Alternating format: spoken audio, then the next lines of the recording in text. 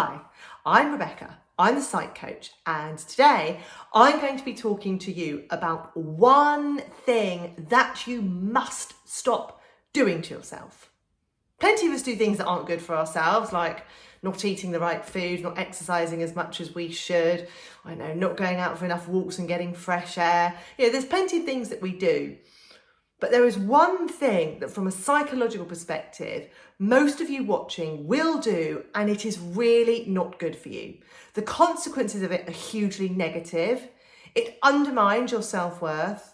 It decreases your ability to perform well and stops you from flourishing in relationships. So what is it? The thing that I'm talking about is self-flagilation. Beating yourself up, putting yourself down, bullying yourself. Whatever you want to call it, it's all the same. Bullying yourself has a profoundly negative impact on your well-being. Think about how you talk to yourself when you make a mistake. Think about the words that you tell yourself when you look in the mirror. Think about how you think of yourself after you've been in a difficult situation. Do you talk to yourself kindly? Do you tell yourself you're proud of yourself? Do you tell yourself you've done a good job? Do you think, I look okay? Or do you self-bully? Do you constantly have a bully tapping on your shoulder, telling you that you're no good, telling you that you've got nothing to contribute, telling you you're unattractive, telling you you're worthless, you're unlovable? If you do, then of course that bully is buried deep within yourself. That bully may have come about from experiences as a child, it may have come about as experiences in relationships in adulthood, but wherever it comes from, it is absolutely not going to serve you very well.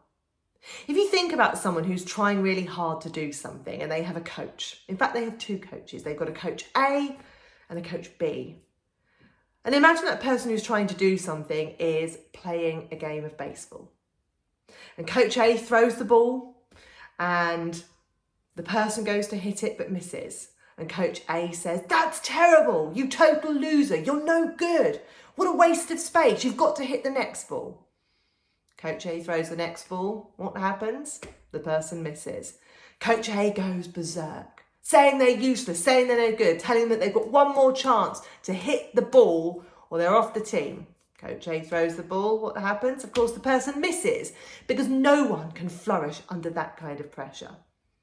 Then coach B comes along and says, "Oh, you're not having a particularly good game here, are you? Poor thing. Sounds like you're a bit anxious. Let's try and focus on the ball. If you don't hit it, that's okay. Don't worry, we've got plenty of time to practice. You can pick up your game, you can improve."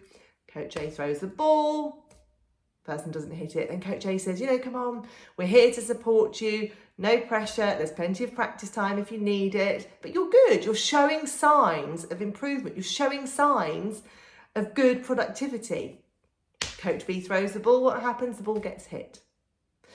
Time and time again, if you have a coach B, you are more likely to achieve your goals. You are more likely to fulfill your ambitions. But all too often, people are a coach A to themselves. Don't be a coach A.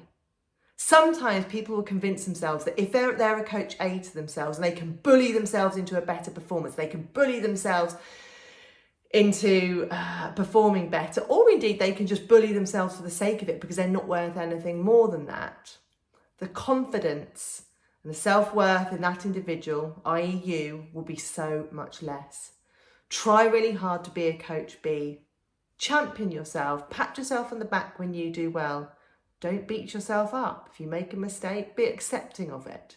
Stop bullying yourself. I can't imagine you would talk to other people the way you talk to yourself sometimes. So try really hard to ditch the bullying voice and have that more compassionate voice. The compassionate voice that you would extend to other people. Stop bullying yourself. It has a terrible impact on you, and it is a habit you can learn to undo.